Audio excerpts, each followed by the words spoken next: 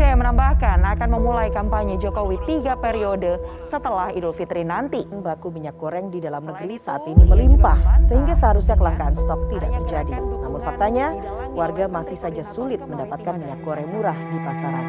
Dari yang sebelumnya berkisar di angka 9 ribuan per liter. Antrean warga di SPBU pun sempat terjadi sebelum harga naik. Pengamat menilai pemerintah sebenarnya punya opsi lain.